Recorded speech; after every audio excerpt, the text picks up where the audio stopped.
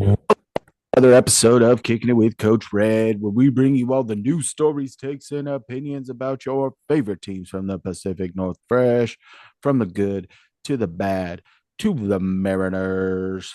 A sweet, sweet spring training Mariners, baby.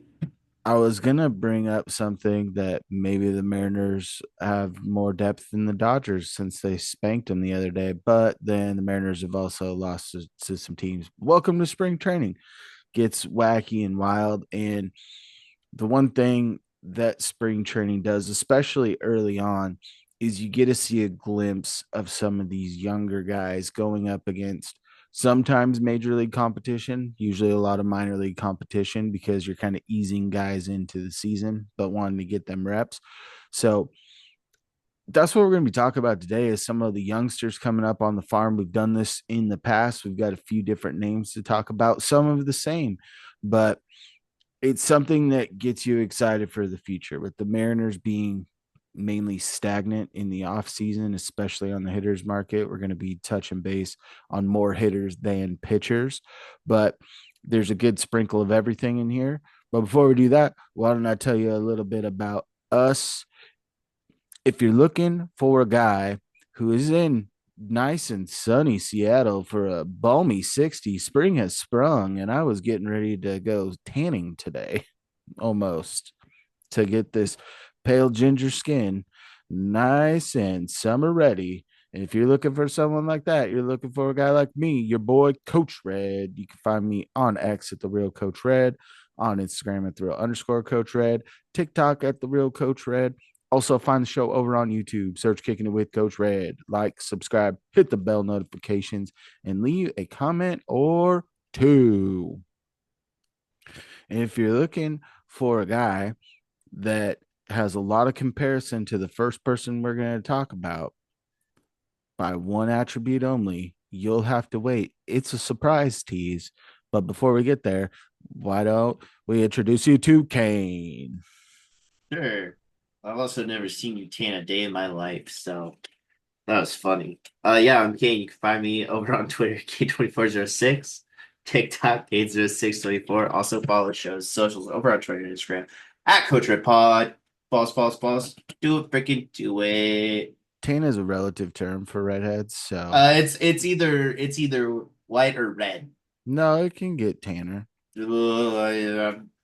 I've known you for 30 I've been tan. years. I've been tan. Sure. Just weren't paying attention. Sure. All right. So with that awesome tease, we're gonna start talking about the pitchers because there's a handful of guys that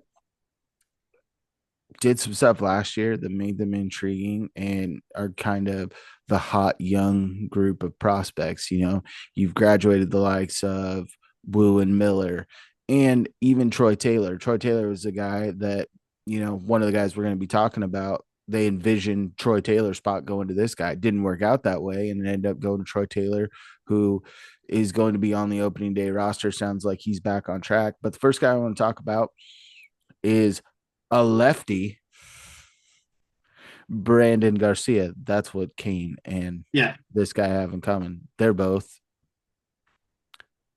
challenged Best with best hit best handed. Thank yeah, you. sure.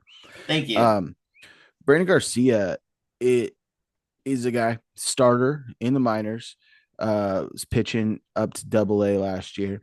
And this is a guy that logged 115 innings. He had a 6-2 record. He had a 2.25 ERA, 134 Ks to 47 walks. So 3-to-1 ratio there. You'd like to see that improve a little bit. But there's something that this starting staff doesn't have. And you're going to be getting to a point here in the future where what's the outlook with Luis Castillo?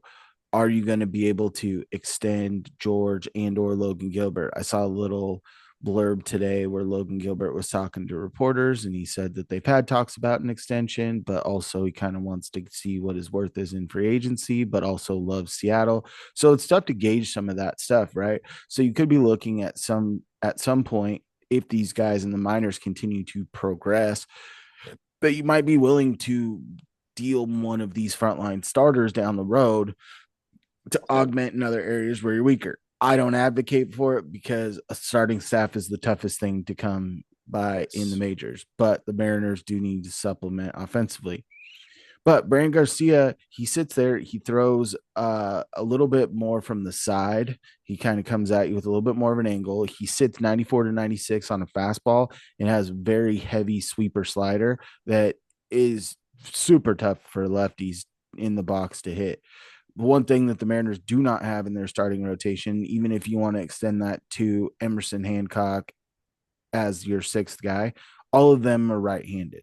You're running out of right-handed heavy lineup. Luckily, you've had, the emergence of the splitter by Bryce Miller that absolutely helped his splits tremendously against lefties because he used to get rocked. What Logan does with guys on both sides of the plate, same thing with George Kirby. They're able to neutralize that lefty righty split. It's tough to platoon the starting staff, right? Yeah. But Garcia is a guy that for me, I have him sitting as a potential 2026 guy because if he replicates what he did last year and gets that inning count a little bit higher and continues to develop, especially in double A, and might even get a look at triple A as the year goes along. Because I think, especially with the starters, the Mariners have kind of left triple A as Emerson Hancock's land, plus all of those older veterans like your Jonathan Diaz and those other Yep. guys that can spot start that you don't mind burning. They don't have any options left. You know they're going to come back to the minors. You need a spot start. I could see them potentially bringing this guy up to AAA. And depending on what happens with Luis Castillo, if he replicates what he did and advances on that, could be seeing his way into a number 5 rotation spot as early as 2026. Yeah. I and also didn't he win a minor league pitcher of the year last year? What? Didn't he win an award last year for being one of the better pitchers in minor leagues? Yeah, he did. I mean, there's a couple of guys on this list that played extremely well in the minors for the Mariners. I think he ended up getting the nod because the guy that I'll talk about later, there was a little up and down, especially later in the season. But I'm going to touch on that later. But why don't you talk about your pitcher? All right. Yeah, I chose Michael Morales. With him, he's a starting pitcher as well, but I could see them transitioning him to the bullpen with fastball sitting around 90 to 92. Not really big starter material, especially when you're looking at what they have, right? 90 to 92 out of the Yeah. pen. Is this guy throwing a submarine or what? No, but he also has a curveball, a changeup, and two sliders, which one is a sweeper and one is a gyro slider, Yeah, that apparently. at a guy that sits 92 on a fastball and has 5 pitches sounds like a reliever to me. Jiminy Christmas. Are you getting Trent Thornton throws around 90 to 93? Yeah, but Trent Thornton used to throw faster when he was younger. He's he's Yeah, he's he's a more of a grizzled technical veteran. pitcher. Have you seen the glasses? The guy's old AF. Oh, I think he's only like 28, but he's a more technical pitcher, and he's got his off speed is what makes hitters whiff. And with this, I see him potentially being projected in 2026 to 2027. Especially the one thing that the Mariners haven't needed to rely on because when you look at their staff as a whole, their starters went deeper into games than almost Mm, anyone in Major League Baseball last year. And you do have those high leverage arms. I would love, especially if he keeps projecting this and has the control and can do this at double A, triple A, mm. being that long reliever option that we've often looked for. Every starter is going to have a bad day every once in Yeah. a while. And the Mariners, all of their guys currently in the bullpen outside of Trent Thornton, kind of, and Taylor Saucedo, who can give you multiple innings Mm. and then still bounce back quicker. Yes. Have you seen it from Munoz and he bounces back quick? Yeah. That's that's an all-star closer for you. That's Yeah. what he does. The guy's amazing, and we haven't even talked about the kick change that apparently is the best pitch of baseball that he's Yeah. doing. Right, 10 inches of drop and coming in at 90. But I digress. I digress. But Uh, I've always wanted a long reliever out of this bullpen because it's something the yeah, Mariners have not implored, and you can still get him an inning here or there, especially if you're up big or down big. sure. But have this guy as that bridge guy that can go get you 3, 4 innings if you have an injury, if you have a guy that gets roughed up in the first, so you're not blowing the bullpen for the rest of the series. Right. And I mean, this is a guy that also sat between two clubs last year at a 3.02 ERA, which as a starting pitcher, it's pretty decent, right? Hmm. Lifetime 4.41 ERA. I just think that you could, as you said, make him a long reliever and get kind of the most out of your buck for him. So, all right, coach, who's your next prospect? Logan Evans. This is a guy that during the Yeah, first half of the season was the bell of the ball. Like this guy was running a sub 2 ERA, was absolutely lights out, blowing the doors off of AA. The guy couldn't. It was amazing what he was doing down there. Midpoint of the season, they're trying to fast track him to the bigs, move him to a reliever. Stuff wasn't playing well. He didn't really get that uptick in velocity that you typically see. Like when Edwin Diaz was in the minors, guy was a starter. They decided similar role to Logan Evans. He's dominating here, but we think his stuff might play better. Yeah, Edwin Diaz ratcheted up about 3 to 4 miles an hour. Logan Evans went up one and started to get hit a little bit more. He likes to play that long game, which I think hinders his path to the bigs a little bit more in such a righty heavy rotation, especially. Um, but last year, he's 9-5, still good. But even when he got moved back to a starter at the tail end of the year, the results weren't as good as the first half. I think that in season changeup was not a good one for him. They know he's a starter. He's going to be a starter. 3.2 ERA, 98 Ks, 42 walks, not earth shattering, but a lot of that's progression. offset by that second half. The first half, he was sitting there regularly getting 8 Ks a game going to the seventh or eighth inning. And then it really kind of dipped. I think he had a little bit of arm trouble, missed a little bit of time. And then when he came back towards the tail end, it wasn't great. All of his pitches have good whiff rates. I mean, this guy is absolutely decimating AA hitters. Granted, it is AA, but I think that where he sits right now in the organization, they still think very highly of him. They wouldn't try to fast track him to the bigs if they didn't, right? I think that this guy, he might not get consistent playing time, but I think that potentially he could end up being in an Emerson Hancock type role in 2026 at the tail end of it. Especially the Mariners outside of Wu last year and Luis Castillo at the very end of the year were relatively healthy in the starting staff. And the year before that, outside of Robbie Ray, another one where it was great health. The year before that, even better health. They didn't miss a start, right? So the Mariners have been very fortunate in developing pitchers and keeping them healthy, especially starters at the major league level, which hampers some of these guys. But you can never have too many good arms. Look at what the Dodgers are doing. They've got 8 starters on their team. I don't know what they're going to do with them. Still projected number one, baby. Still projected number one. Doesn't Still, even matter. all right, Kane. Why don't you why don't you I lead us off with a position player? This one's a little bit more exciting. He's been me and you have had him on our radar this whole past year. Splashes all over social media from Mariners Miners Twitter page, Big shout X out, Mariner page. Miners. Yeah. Michael Arroyo. Dude, this kid is an absolute stud. Hit 280 last year, notched 23 home runs, which not a big guy. Not a big guy. Projected to be a second baseman at the next level. Right. And dude just crushes the ball. He's super fast. I believe he had 49 bags last year, so he's gonna steal bases for you. Um, and the dude's just kind of like a lightning in the bottle. Like he is praised very highly uh among the numerous shortstops that the Mariners have got through the last couple of drafts, international signings, all that. This kid is the real deal. I think that his projection would be 27. I think 28 at best. Or you think you have a I don't think he makes it to the majors as a Mariner.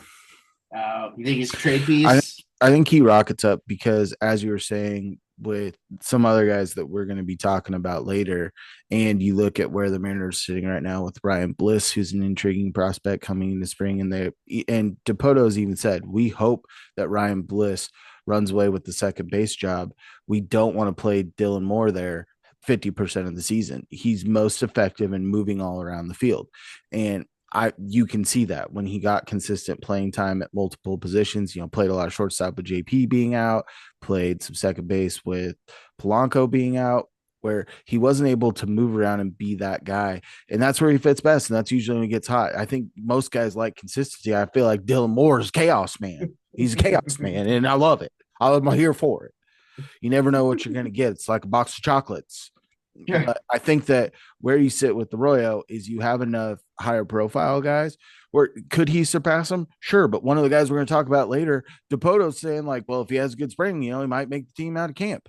Another young guy, so it kind of hampers his ability because I do not think that he has Yeah. the physical profile to play shortstop at the next level, even though that's what he was drafted as.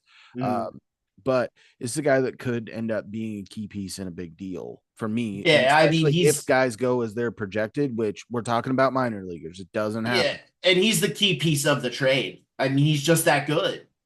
He's just that good. I would love to see it in a Mariner, especially how they can kind of play people at different positions as well. Because they have been known to kind of have player flexibility with a lot of these guys, especially to increase trade interest as well. So we could see him play a different position altogether. So, Coach Red, who's your next guy? My next guy is Ben Williamson. And what I like about Ben Williamson is he's just a ball player. He's not the fastest guy on the field. His metrics don't blow you out of the water, but this guy is a wizard with the glove and really is the only true prospect they have right now that is a true third baseman. Do they have other guys in the minors who at the major league level could profile at the third base spot? Yes. But Williamson gives you the ability just with his defense. And I was reading something, he's a contact first guy. The power is Yep. not there. He's spraying to all fields. Last year, batted 283, pretty good little average, especially when he spent most of the season in Arkansas, which is hell on hitters. Doubles maniac is what Yep. he is. 34 doubles. He had three triples, only four homers, and he's two strikeouts to one walk guy. Not ideal, but not the worst that we've seen, He right? also got 19 bags last year too. But speed's not his game. This No. guy's going to be defense first. So he's kind of like a mashup a little bit. He kind of gives me that contact feel of a guy that they currently have on roster, Donovan Solano. The guy's not going to mash, but he's going to be, foul pole to foul pole. He's going to get his doubles. But with the way that Josh Rojas was playing third base last year at a defensive run saved that blew every American League third baseman out of the water, I think you could see even a higher clip out of Williamson at the major league level. The guy is special at third base. I felt like there was a point in time where there was 3 times a week we were seeing a web gem from Mariners minors with Ben Williamson at the helm. Like this guy, Yeah. he's not going to be that top notch guy. And I don't want to, it's a lot of pressure and it's not the same profile, but he kind of reminds me a little bit of Kyle Seager because Kyle Seager coming up was kind of overshadowed pretty heavily by Dustin Ackley. Kyle Seager played second base at college, moved to third once he hit professional ball. Ackley, they thought that was going to be his spot, right? It was second base. So they weren't going to play him in the same spot. But Kyle Seager was definitely a glove first guy that had pop but didn't have the average. He's flipped this where you've got more average, less pop, and he's a guy that usually clocks in, in Best case, you're seeing number 8 in the prospect rankings. Worst case, you're seeing about 15. He's a guy that gets overshadowed, but the guy's just got stuff. He's got the stuff you want to see. He's a ball player. I mean, if you want to take out all the stats, when you put guys on the field, you don't have to look at all their metrics. This guy gets it done on the field. You ready for my projection? I think he's on the team at some point this year. Yeah, This I year. agree. Because I when you look agree. at the way that this team is constructed, you've got Donovan Solano, who's going to be playing maybe some third base, Austin Jorge Shenton. Polanco, who's been oft injured. Solano's not a guy that you want to give everyday reps to. Austin Shenton hasn't proven himself at the big league level. This is a guy that, especially if you see some injuries pile up along the infield, because you do have versatility, because Polanco can go back to playing second base if needed. Shenton's kind of locked in at third, could also play first base. You've got Solano that can also play first base. If you want a guy that's going to lock down third, like Josh Rojas did last year, except probably bring a little bit higher contact rate throughout the course of the year, Ben Williamson is your guy. Mhm. I agree. I really like Ben Williamson, dude. He's just not talked about enough. And realistically, when you kind of look at this next wave of minor leaguers that we've talked about, are going to continue to talk about and kind of profile, Ben Williamson could very well slot as a two hitter and just setting the table and getting on base, which is wild to think when you've got the likes of Cal Raleigh that'll still be in this lineup, Julio Rodriguez, a few guys that we're going to be talking about here a little bit later. To think about Ben Williamson slotting into your two spot is like when Kyle Seager came up shortly after Dustin Ackley, and you're like, well, Kyle Seager's our five hitter. And you're like, where did that come from? Yeah. Right? Just kind of blows you away. All right, who you got next, Kane? I got Ty Pete. Oh my gosh, dude. I love Ty Pete. Just so far at every level, he's had success. And he is one of those positional versatile guys. Right now, they have him slotting in at center field, playing outfield practically in spring training. Drafted as a shortstop. Right. And he's 19, he's young. Uh, a projection just to get that out of the way, I think 2028. It could be sooner because 2027 is if he kind of if he sticks in the outfield, because you do have Robles, who's locked down for 2 years, had a great end of and last year. Not sure if that's going to continue. You yep. got Randy Rosarena that, due to arbitration, might be pricing himself out of the Mariners' budget. Yeah. So Yeah. it's a guy that could get a look a little bit sooner. There are going to be some guys that have a little bit higher profile, a little bit Yes. higher name quality. But if he continues to progress, I mean, he's progressing very nicely. I believe he's in Modesto right now. I believe he'll get called. He'll start in Everett, right? yeah, And 45 bags last year, dude. This dude is fast. yeah, I think he could I just debut love in his stick. 27. I think I he could love debut in his I 27. love his approach at the plate. I'm pretty sure he lays down bunts too. Dan Wilson It- will love that. exactly. Exactly. Ty P is gonna be fun when he's up with the big squad. Coach Red, give us your next one. I'm ready for this one. Las Yeah. Montes. So Las Montes showed everyone at spring training that he is very strong, can hit a ball very far, very, very far. Yeah, he did. Little nuke job. Over Yeah, he 400 did. feet. In front of his mom and dad too, which is really, really cool. Heck yeah. Thing with Laz last year, he started in Modesto, absolutely shredded Modesto. The Yes. results were a little bit less impressive once he hit Everett, but this is a guy that is a mammoth of a man. I think as he progresses, when he's still young enough, he will get a little bit of run in outfield, but this is a guy that slots in as an everyday DH down the road. Yes. Last year, batted 288. A lot of that's buoyed up. A lot of these numbers are buoyed up by Modesto, He right? figured it out towards the end of the year Turned it in back double around. A. He figured it out again. But So this is just across Modesto and Everett. 288 average, which is higher than Ben Williamson. Ben Williamson is hitting a little bit tougher parks in Yeah. Double A.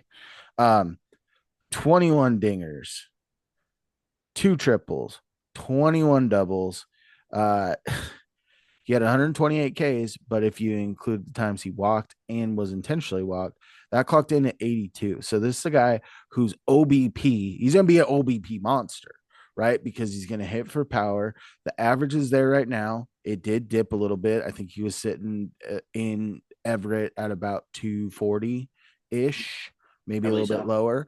But power plays, baby. And if you want to cut through the Marine Layer podcast, sorry, Marine Layer in Seattle, take Las Montez because they're gonna have to replace the plexiglass on the Hit It Here Cafe. I think so. Yeah, I think so. I think so. And this is a guy like is very much Julio vibes. When Julio was signed, you saw like Nelson Cruz go down there, and Julio at like 15 is bigger than Nelson Cruz. Nelson Cruz is a big guy. Yeah, he is. Las Montez is a bigger guy. I think he's. I think he's our favorite prospect out of them all. He's got He's the most polarizing. out.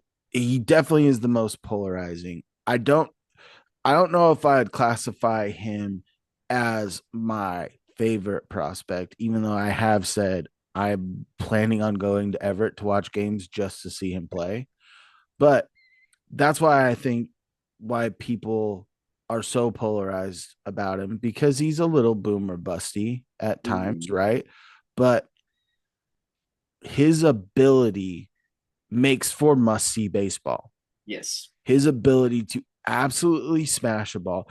And granted, not the best defender, but I saw him make a couple of decent little plays in Mariner minors. Yeah. They didn't always look pretty. But guess what? No. Mitch Haniger, for a long time, people weren't giving him good grades, but I'm sitting watching Mitch Haniger dive into the stands and make a play. Or And then watching Dom one hand off Canzone. the wall and absolutely toast a guy at second base, right? So like right field gives you a little bit of leeway, especially in this ballpark, right? Watching him and Dom Canzone in a game trying to cover the field. It's so great. But with last, he's athletic enough. He still clocked Yeah. in with over 15 stolen bases, which you And I weren't believe expecting. he's what, 20, 19 or 20 right now? Yeah, like out of this group of hitters that we're going to be talking out from start to end, Ben Williamson is the oldest hitter at 24. Yeah. There's a lot of these guys are clocking in at 19, 20, 21 years old. Yeah. What do you have last projected at? I've got 2027. And the only Yeah. reason I say that is because currently the Mariners have a logjam at DH. There's going to be, I think they're going to play that DH game where they kind of rotate guys, and you're going to have some guys that are closer to the majors, like Tyler Locklear, who I think will end up taking some DH spots away I from agree. guys. And when you saw the jump from low A to high A, what you are seeing was a regression. So I don't think that they want to rush him. I think they want to make him feel comfortable because this is realistically when he comes up, you want him to be ready. Julio is still going to be in his prime.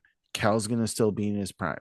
If when he elevates to the big squad, you can plug and play him as a six hitter, Sure. shut the front door, dude. Like if he's progressed year in, year out, I think that's why they're not going to rush him. Mhm. I agree. I agree. Who you got? I got Cole Young, and I'm gonna get his projection out of the way. Opening day. Opening day. I don't know with the shoulder throwing Depends on when problems. he goes back. Dude, still, You could just said 2025 and I felt just fine about it. he is going to be on this team at some point. Quick question. Are you Okay, Jerry DePoto's puppet right now? Are you trying to do the little dance? Why do you hate Ryan Bliss so much? I don't. Cole Young just breaks, dude. he has been consistent at every single stop he's been. 271 last year, which better than most of our hitters on the Well, team it's already. also in Double A. Tough place to hit. Yeah, but the dude is pretty solid infielder. Perry Hill can make almost anybody right, and just the way this dude hits, it's as you said, like with Ben Williamson, right? It's between the foul poles, But he's got pop too. He's got more right? pop than Williamson. And this is a guy Yeah, that was another guy that was drafted as a shortstop that you knew first wasn't going round, to stick right? there. Yeah, first round out of high school. And Yeah, you and I were texting back and forth, and I was like, this is a guy that I know you are higher on than I am yes, because I do think that his floor is an average second baseman. And if if he plays like he's played in the minors, he's actually a good second baseman for the league because the league is not sitting well on quality yeah. second baseman as a whole when you look at the 32 teams.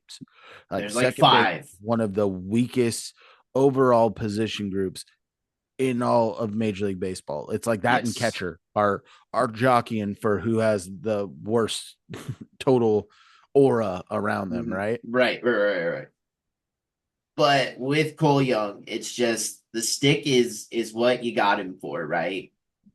And he's just hit every single level during the spring break or the breakout game they had over the summer or the fall.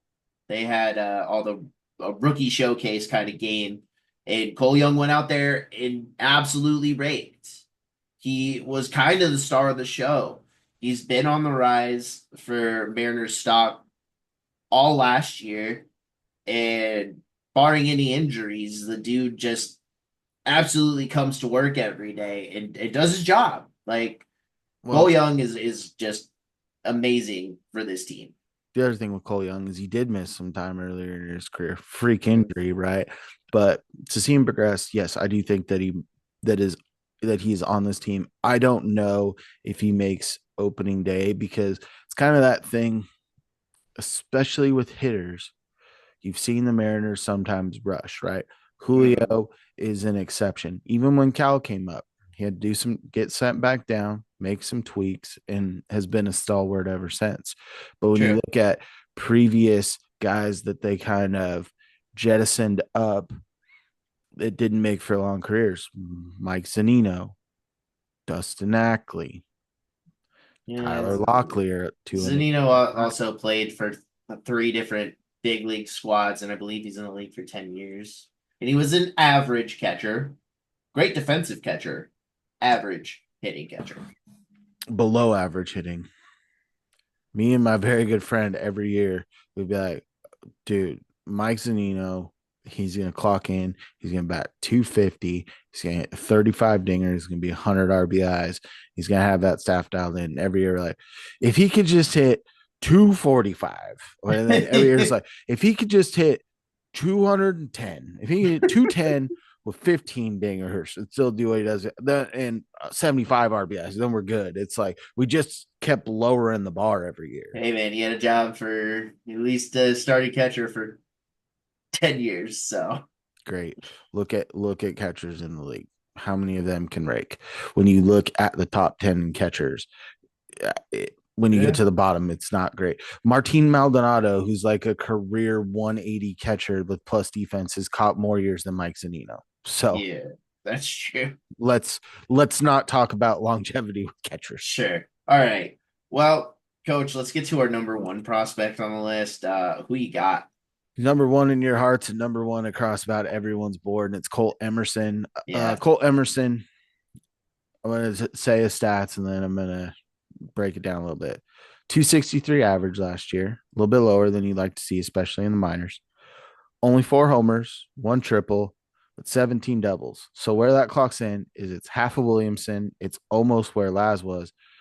But Cole Emerson missed a lot of time last year. He only played in 70 games in the minors. This is a Yep. guy that was drafted a year after Cole Young. It's a guy that originally was drafted. You thought that he was probably going to have to move to third. He might not be able to handle the shortstop position at the major league level. I think he's proved those doubters wrong. He's moving everyone off shortstop. This is your shortstop of the future. If Yep. JP does not have a good bounce back year, I could see Colt Emerson on this team in 2026 as your Yeah. starting shortstop at 20. I believe when I was looking at, he's, as we sit here today, he's still 19 years old. Exactly. Cole Emerson is an absolute stud. Like, he is the best player in our organization. Well, he's got the highest ceiling and I think Yeah. highest floor out of all your infield prospects. I know we don't Yeah. talk a ton about outfield prospects in this because the Mariners are there's guys that we're not Indeed. even talking. We didn't talk about Johnny Formello coming off injury. We did not talk about Celestin, Yeah. Fenlon Celestin, right? We also didn't talk about Harry Ford in this episode either. We didn't because I don't. Harry Ford's an enigma right now for me. I don't know what to do with him. Don't either. I think he needs to be in AAA this year. I'm just saying. But Colt Emerson is a guy skyrocketed, right? Yeah. His Yeah. first year, he ends up being a top 100 prospect by the end of the year. Last year, I think was, right there, kind of in the 80s. The guy's been ranked as high as like 15 by certain places, right? And this was even with injury in his giving like one full season worth of games between when he was drafted and now. The guys, we can't say it because prospects are prospects. They're prospects until they do something in the bigs. And that's the Mhm. biggest caveat. We're saying all of these things, but this guy has the potential to be a middle of your lineup hitter at the shortstop position. Mhm. It gives you the vibes of, I'm going to throw out some names here. Francisco Lindor that can hit in the middle lineup and play shortstop. Carlos Correa to an extent. Or one of my favorite guys come when I was growing up, just couldn't get enough of him. The dude just couldn't stay healthy. Troy Tulowitzki. Sure. Like Yeah. this guy just the profile on him and the hype train. This gives me Troy Tulowitzki vibe. And if Troy Tulo could have stayed more healthy, he was one of my favorite players in the game. Yeah. When him and Yeah. Cargo were just mashing balls out of Coors. But Yeah. Cole Emerson, guy that's high on prospect list. And funny Checks all the thing, out of boxes. out of the guys that have got at bats during spring training, Cole Emerson is the one prospect that we talked about that is yet to record a hit in spring training. He's over, but Hey, you've man. got Laz that's batting 133. You got Cole Young that's batting, or not 133, 333. I didn't check. I don't think Ty Pete has got any play yet. I did not look at He Arroyo. was he came in the other day. I saw him listed at center field. I believe Yeah. it was on Sunday. And I did not look at Michael Arroyo. Those were your guys. So I just looked at my guys because I did not want you to feel like this was a group project and you were just getting a participation trophy. But yeah, I did research. I did things. I said I think some smart stuff about some of the players. I did the legwork today. And if you think that we both said smart stuff, give us some follows on social media. Before I break into that, viewership's up right now. We appreciate everyone that's listening. Continue to Yeah, listen, continue to share. Start following us across there. If you are watching this on YouTube, don't just like actually subscribe. Actually like. Let's yeah, try to do blow it. this thing up, right? Leave even comments or two of them. Oh, well, jumping ahead now. You find me your boy Coach Red on X at the real Coach Red on Instagram at the real underscore Coach Red, TikTok at the real Coach Red. Also find the show over on YouTube. Like, subscribe, hit the bell notifications, leave a comment or two. Kicking it with Coach Red. Kane, where you at? You can find me over on Twitter, K2406, TikTok, K0624. Also follow the show's socials over on Twitter and Instagram at Coach Red Pod. Follow us, follow us, follow us. Do it, freaking do it. And as always, stay fresh. Stay fresh, peeps. Peace.